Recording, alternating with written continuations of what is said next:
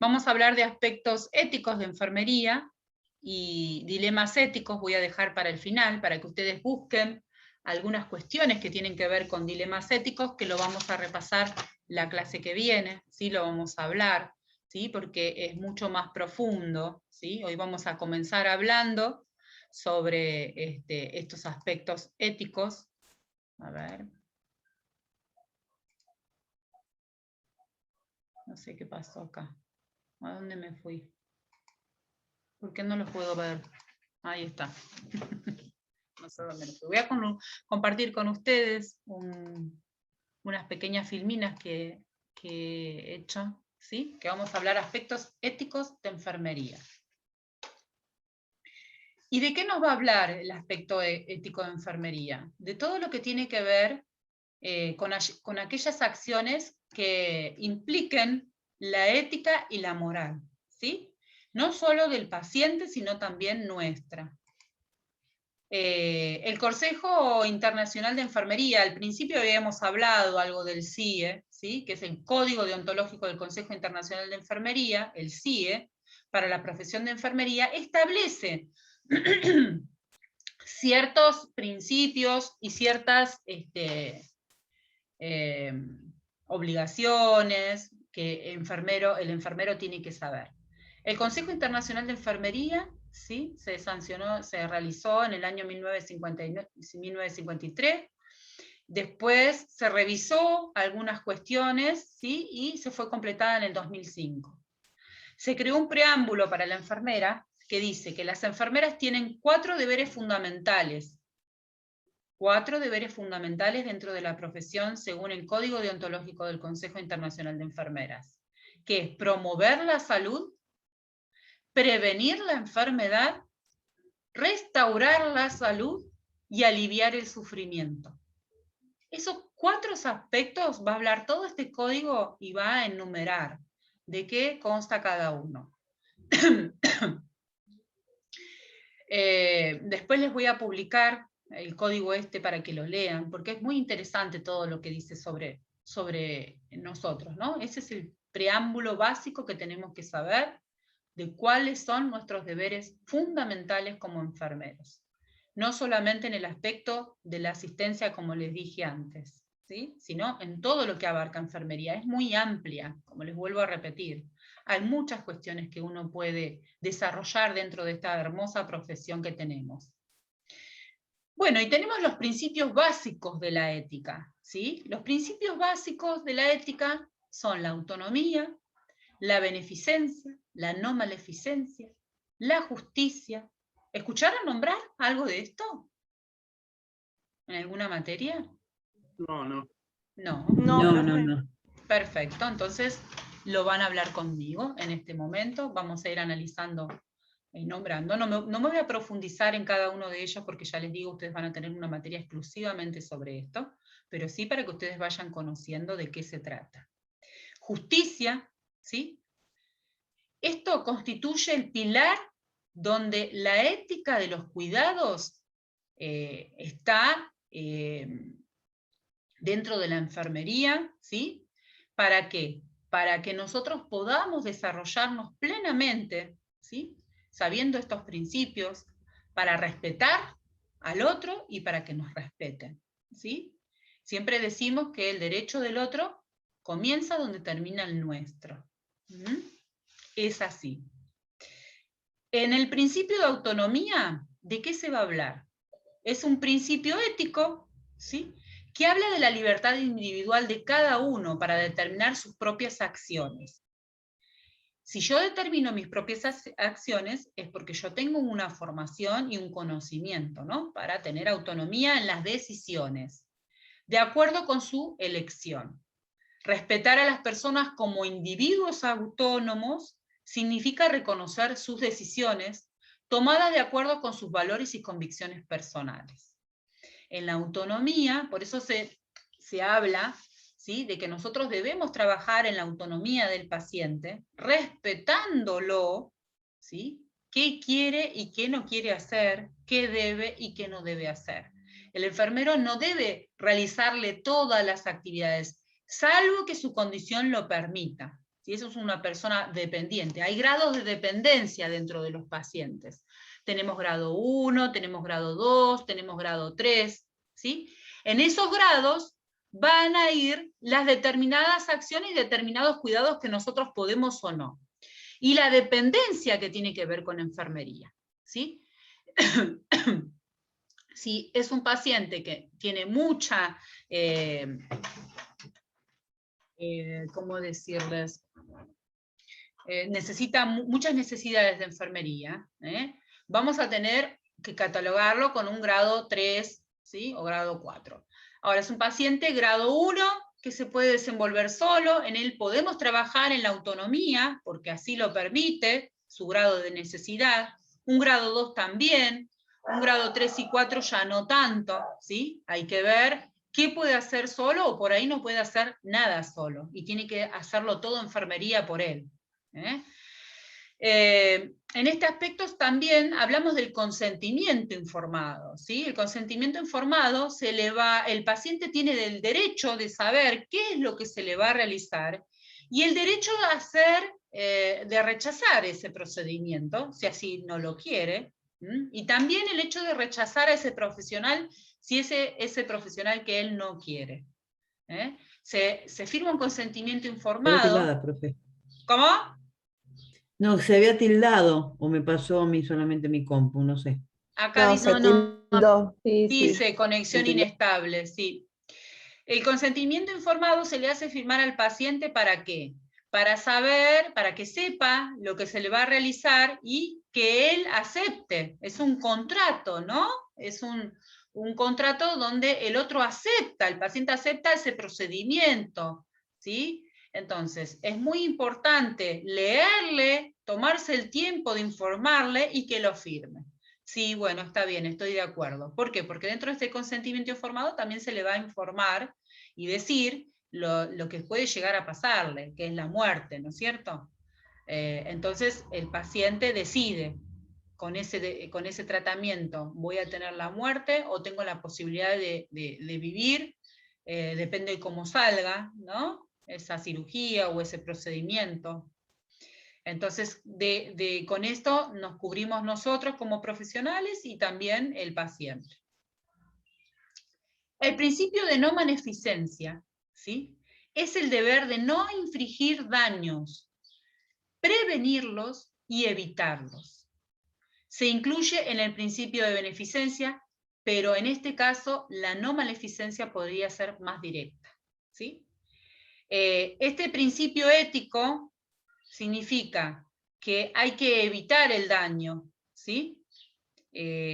Actuar con benevolencia significa ayudar a los otros a obtener lo que es benéfico para ellos y promover su bienestar, y reduciendo los riesgos maléficos que les pueden causar daños físicos o psicológicos, ¿sí? Acá, en este principio también se va a avalar lo que tiene que ver con la ley, ¿no? Cuando alguien comete o infringe daños al otro, por jurisprudencia o por negligencia o por imprudencia, ¿no? Que eso también van a ver en aspectos legales qué significa. La no maleficencia es el deber de no infligir daños, prevenir algún daño mayor. Yo estoy viendo que está pasando la medicación y que tiene un acceso que está infiltrado y estoy pasando una medicación tóxica, ¿sí? Tengo que tener en cuenta, o sea, yo tengo que revisar ese acceso venoso para que la medicación no vaya al intersticio, porque puede necrosar la zona, y esa zona ser irrecuperable. Entonces, tengo que ver esto, no infligir daños, prevenirlos. Si yo veo ya que ese acceso venoso está mal, se lo cambio y le vuelvo a colocar uno nuevo. Hay que evitar los daños, o si yo veo que es una persona que está poco lúcida, y que se quiere levantar y casi no puede caminar, tengo que ver de qué manera yo puedo contener a este paciente para que no se caiga de la cama y prevenir un daño mayor, ¿no? Todas esas cuestiones legales son bastante importantes que yo sepa cómo actuar. Este es el principio de no maleficencia. Después tenemos el principio de beneficencia. El principio de beneficencia se relaciona con la obligación del enfermero de ayudar al paciente a favorecer sus intereses legítimos dentro de los límites de la seguridad. Es el deber de hacer el bien y la promoción activa de actos benéficos, con amabilidad, con bondad y con caridad. ¿Sí? ¿Cómo yo me dirijo al otro, a ese paciente que está vulnerable, a ese paciente que me necesita? ¿Por qué se habla de todos estos principios? ¿Por qué se enseña todas estas cuestiones dentro de enfermería?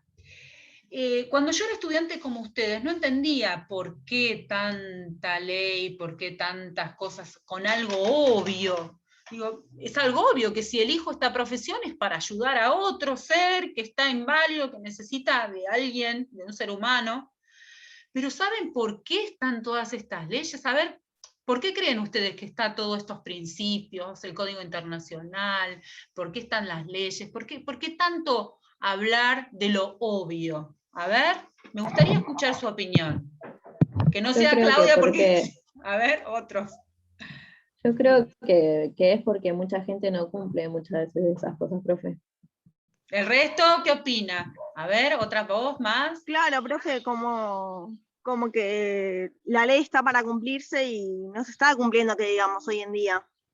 Pero si se supone, Tamara, que vos elegís esta profesión porque te gusta trabajar con las personas, ¿no?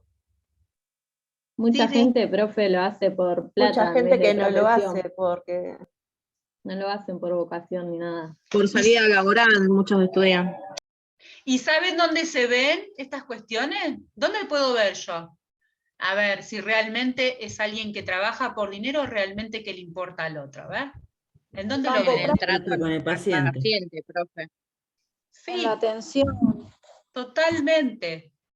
¿Eh? A mí te puedes sacar un 10 en todos los exámenes, ser una oradora perfecta, pero cuando vos estás trabajando con el paciente, ahí vemos la realidad de qué es lo que aprendiste, ¿sí? De cómo lo aplicás, tu parte humana con el otro, ¿no? Entonces, muy bien lo que dijeron ustedes. Todo esto, ¿sí?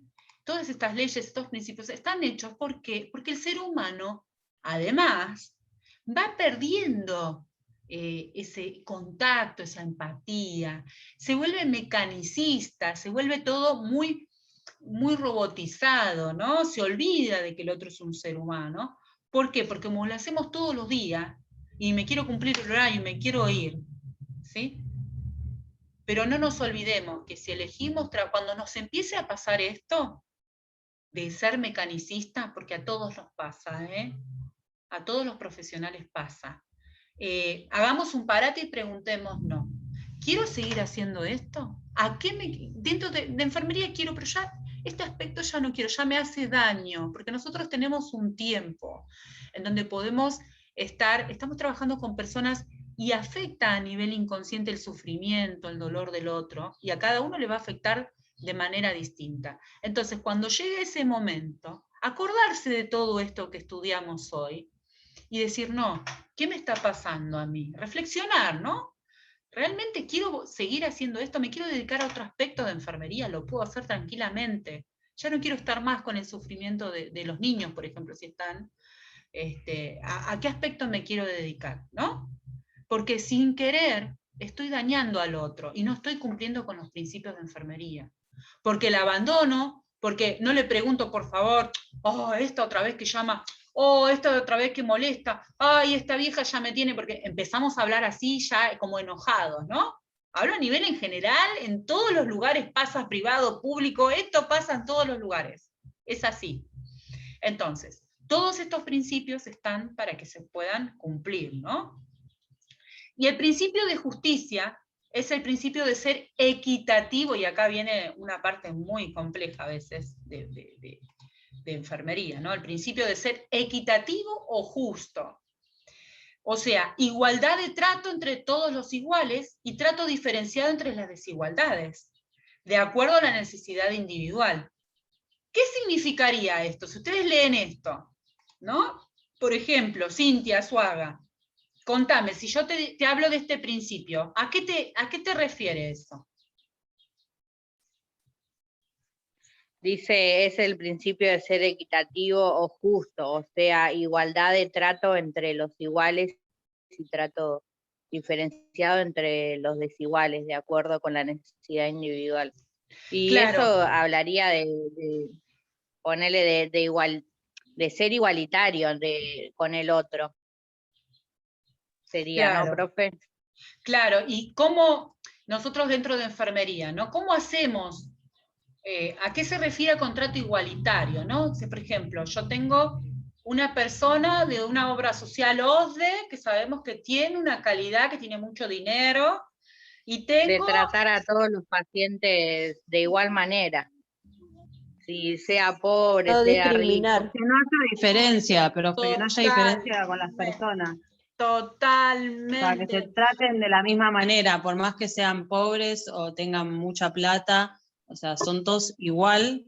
Igual, de la ese es misma un manera. aspecto, ¿no es cierto, Agustina? Claro. Porque también tenemos el aspecto de que podemos trabajar, como les dije la vez pasada, nos toca trabajar con un violador, nos toca trabajar con alguien que mató, porque también vamos a los hospitales a trabajar con presos, ¿eh?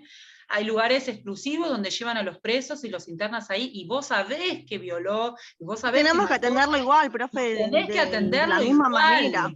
Exacto, pero ¿viste lo que dice la ley con respecto a eso? No nos podemos negar si no hay otro profesional que lo haga.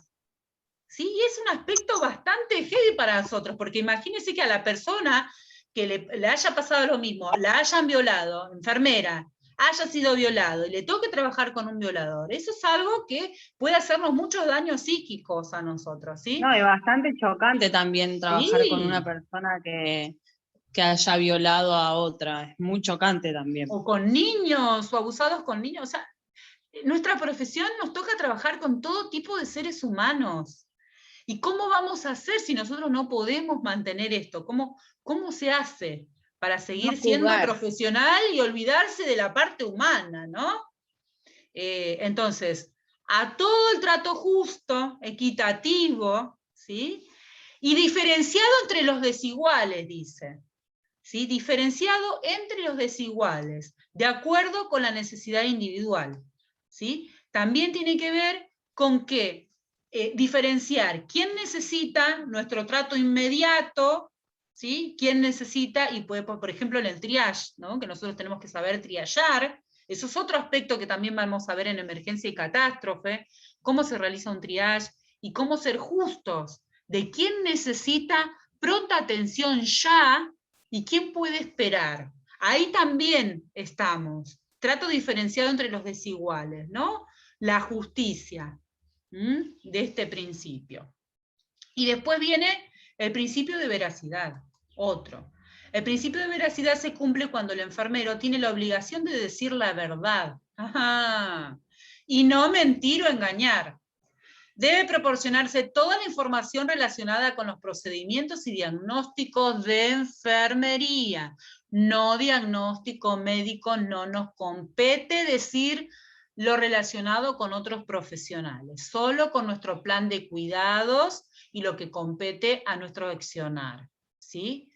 Entonces, ¿qué significaría esto? Que muchas veces dice, yo tengo que decir la verdad, ¿sí? Sobre mis cuidados. Bueno, usted lo voy a realizar, no sé, una higiene y confort, o voy a realizar la curación de la herida porque está infectada. O sea, esas cosas podemos decirlas, eso no es un diagnóstico médico. Hay que realizar esta curación, se la voy a hacer así, se la voy a hacer asá, ¿no? No mentir con respecto a lo que yo voy a realizarle, ¿no? Porque en todo caso, si tiene una enfermedad terminal o algo grave, el encargado de decírselo, ¿quién es? El médico. ¿Sí? Nosotros nos atareamos, nos abocamos a lo que tiene que ver con nuestras competencias, que ya vimos cuáles son todas nuestras competencias, ¿sí? Entonces, el principio de veracidad se cumple cuando el enfermero tiene la obligación de decir la verdad, no mentir o engañar. La fidelidad, sin embargo, es el deber de ser leal a los compromisos de cada persona y mantenerse siempre. La fidelidad. Y también en estos principios de veracidad, ¿sí? Tiene que ver con que a veces algunos familiares vienen, ¿sí? Y quieren saber algunas cuestiones del paciente, pero el paciente a nosotros nos pidió que por favor a esa persona no le diga, ¿no? ¿Cómo hacemos? No tenemos que mentir, tenemos que decir la verdad. Y bueno, ver en ese momento qué actitudes tomaría cada uno, ¿no? ¿Por qué mejor no se lo pregunta al paciente? ¿No? Veremos cómo se lo decimos, pero no podemos mentirle. Y también hay que tener fidelidad de respetar, que el paciente me dijo que no quiere que esa persona sepa los cuidados o cómo se siente. Igualmente ustedes van a ver, van a desarrollar, ¿no?, todo eso de observación que nosotros ya vimos. Dentro de la observación podemos ver cómo las personas, cuando está cual o otro familiar, reaccionan de una manera distinta. Hay personas que se vuelven muy nerviosas, hay personas que se ponen agresivas cuando hay un familiar, o muy demandantes, ¿no? Todas estas cuestiones las vamos a ir viendo. Y el principio de confidencialidad. ¿De qué habla la confidencialidad? El derecho a la intimidad se relaciona con el concepto de privacidad. La información obtenida de una persona no será revelada a otra a menos que sea en beneficio de la misma o que exista un lazo directo con una buena acción social. Si yo no puedo ir esparciendo por todo el hospital diciendo la patología de la paciente. Hay que, a la de limpieza, a la de, no sé, a la de la cocina, sí. Yo voy a informar, por ejemplo, ahora pasó muchísimo con el COVID, yo voy a informar que esta paciente tiene una enfermedad infectocontagiosa y tiene que tener la prevención y los cuidados, nada más, ¿sí? Pero no voy a especificar, no puedo ir por todo el hospital especificando qué o qué cosa tiene, lo mismo comentar con otros profesionales que no tienen nada que ver con los que lo están atendiendo, o sea, quienes estamos trabajando con ese paciente. Por ejemplo, en el pase de guardia, yo le tengo que contar a mi compañera qué es lo que pasó, ¿no? Todo lo que nos atañe a los que estamos trabajando con él.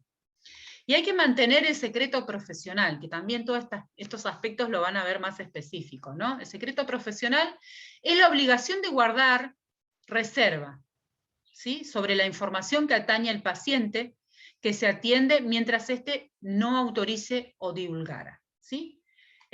Como dije, hay que respetar lo que el paciente decide, y guardar el secreto, si esa persona, porque ha pasado, por ejemplo, y acá después vamos a ver los dilemas, ¿no?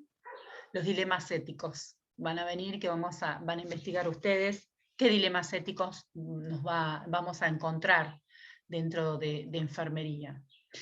Y, por ejemplo, puede pasar que una mujer embarazada, ¿sí?, tenga sífilis, pero en un principio se haya hecho el estudio y lo tenga negativo, ¿no?, y en el tercer trimestre salga que se ha contagiado. Y su pareja estuvo solo con ella, supuestamente.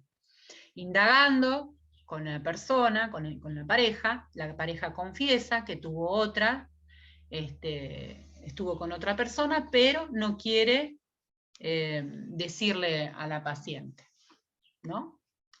En donde corre riesgo su vida, corre riesgo la vida del bebé y de la mamá, ¿no? ¿Qué situación? O al revés, ¿no? O la paciente tuvo relaciones con otra persona estando embarazada y se contagió de una enfermedad y no quiere que le digan al esposo, ¿no? Y acá se presentan los dilemas éticos. ¿Qué se hace en estos casos, no?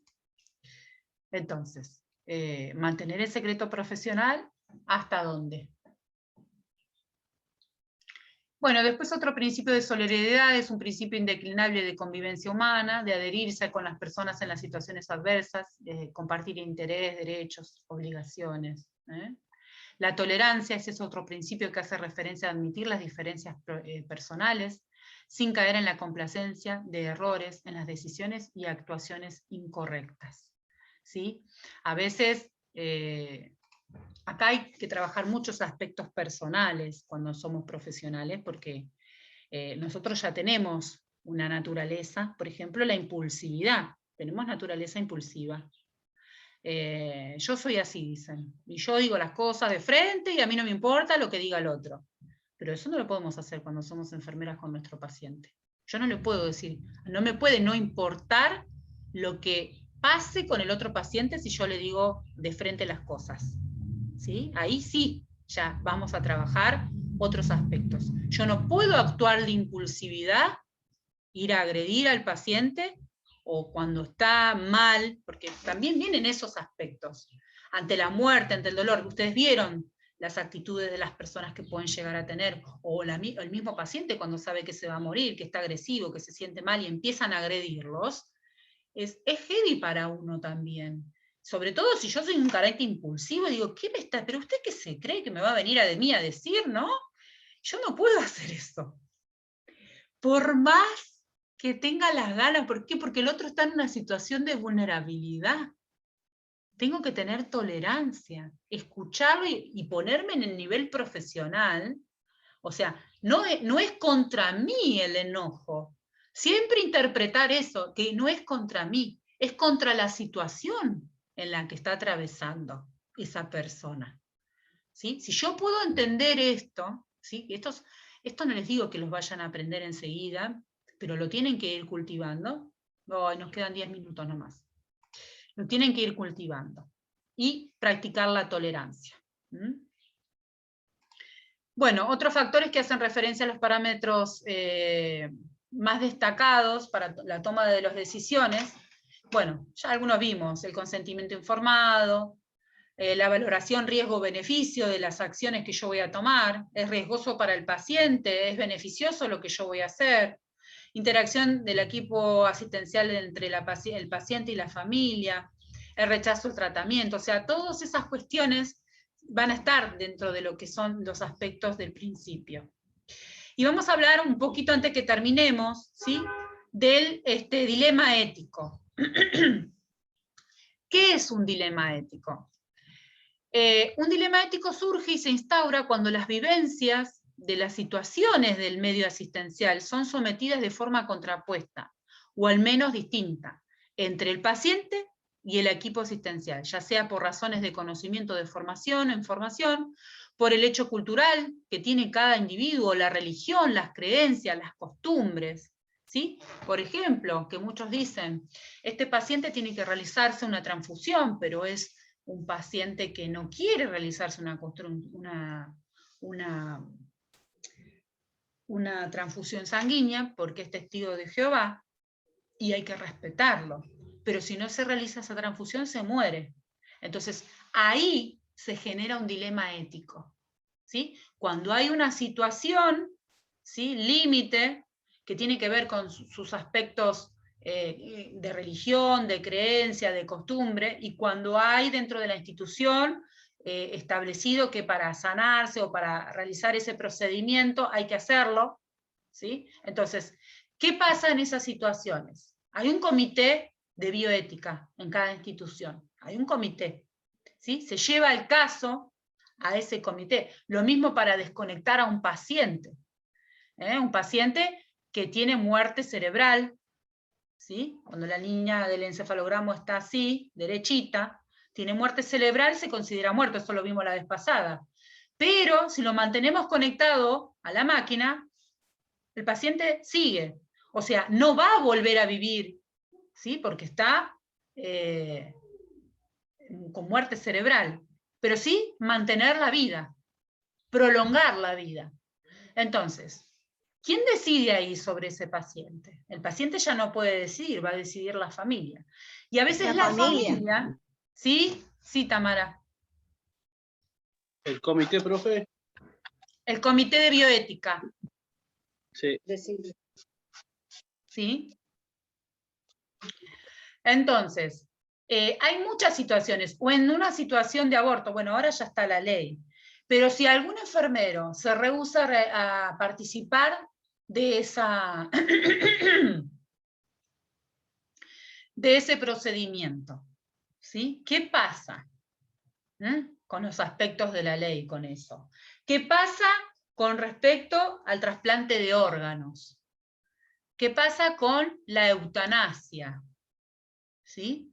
Estos aspectos de que la persona decide no morir, es una enfermedad terminal, ¿sí? Perdón, decide morir.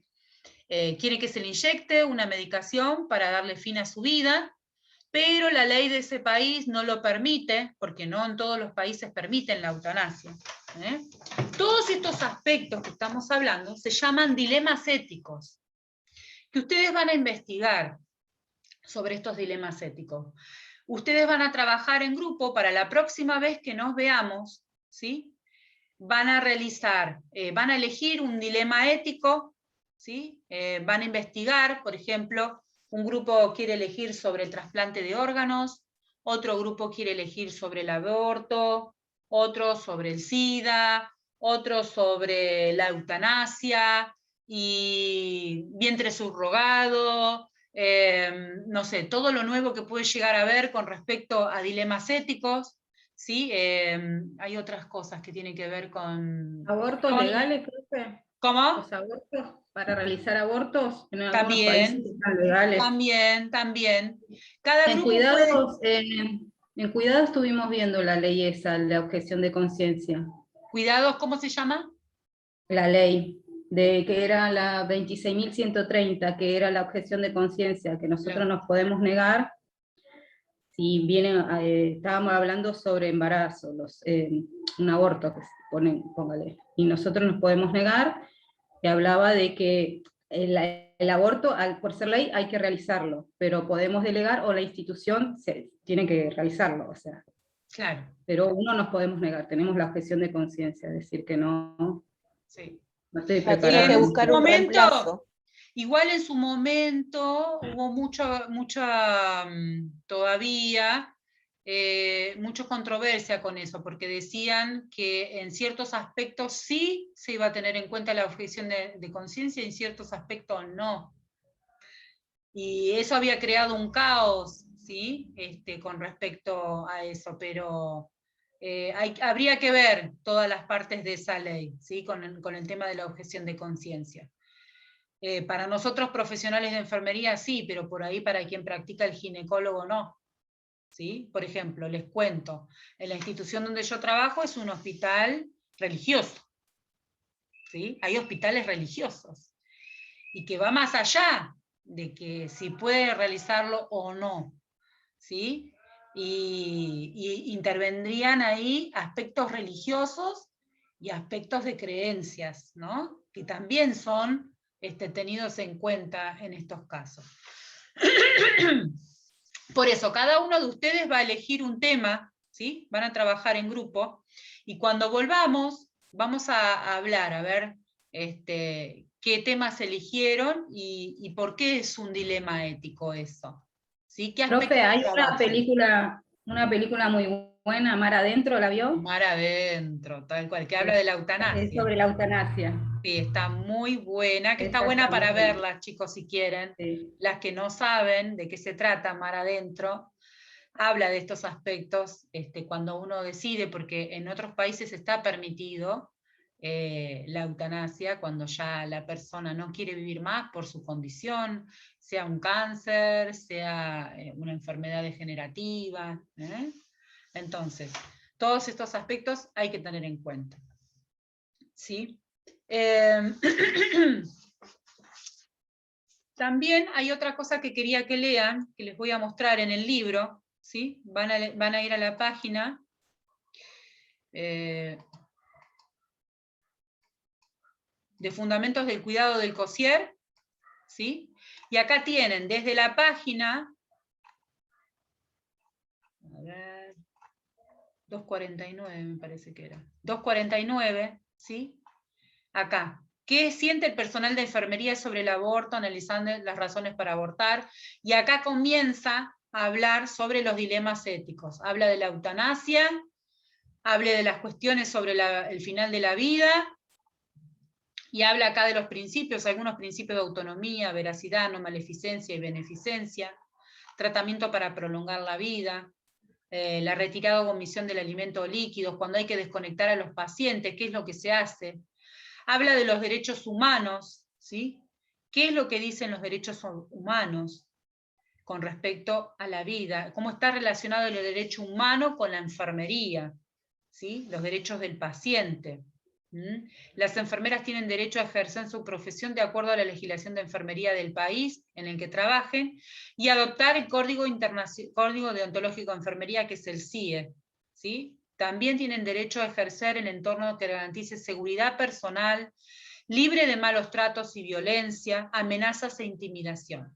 En esta declaración de posición de las enfermeras y los derechos humanos, también nosotros nos atañe saber que tenemos que trabajar en un lugar donde seamos libres de malos tratos, de violencia, de amenazas, de intimidación, no solo desde la institución, sino también desde nuestros compañeros. A veces, cuando trabajamos entre pares, también hay violencia y hostigamiento desde el compañero, en la persecución, en el maltrato.